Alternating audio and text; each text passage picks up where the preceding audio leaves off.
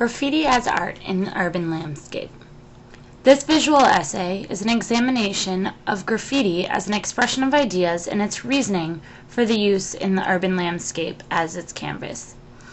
Graffiti came about in the 1970s in New York as Black and Hispanic youth were denied access to artistic production and distribution that have marginalized these groups and have been systematically denied the power to express themselves.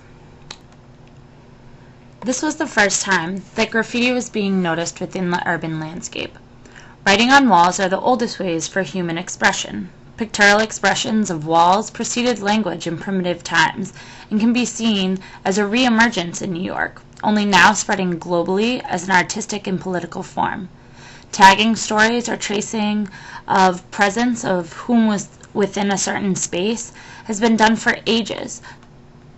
Shepard Fairey, a street artist, pleaded not guilty to the charges of property defacement brought against him, describing his work as graphic art with social and political messages.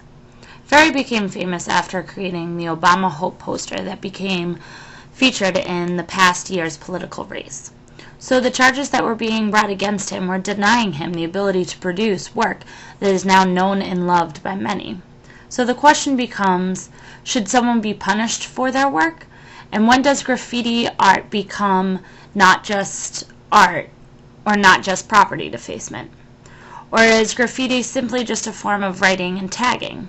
Where do we draw the lines in categorizing this form?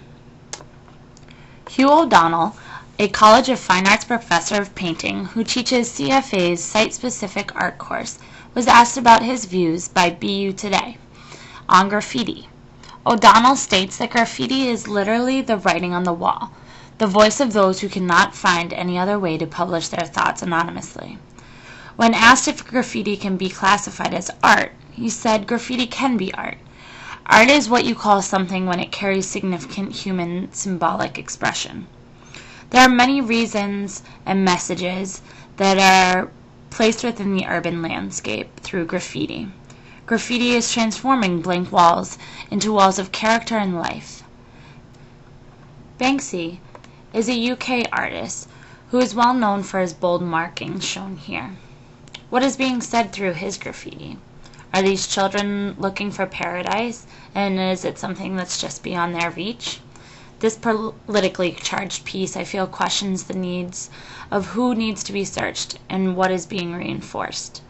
Street artists are often making social commentary, so does arresting them sometimes strengthen their point?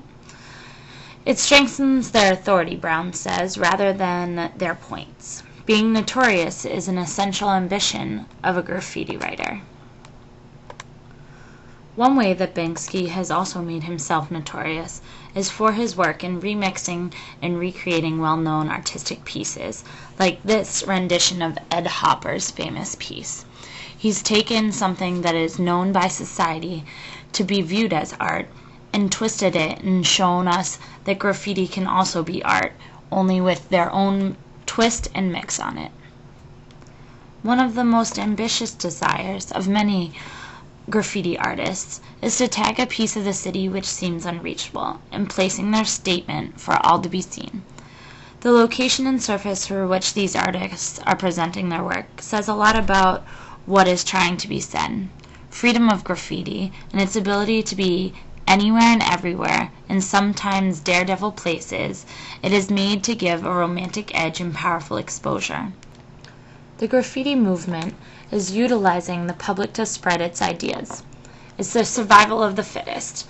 And there are downsides because now art has to survive in the same arena as ad campaigns, and sometimes it simply suffers from the speed at which it is getting done, as well as the repetitive action of branding and recognizable images over and over again.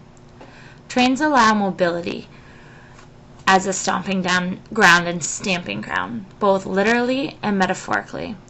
The writers' names, identities, and messages acquire recognition within the city.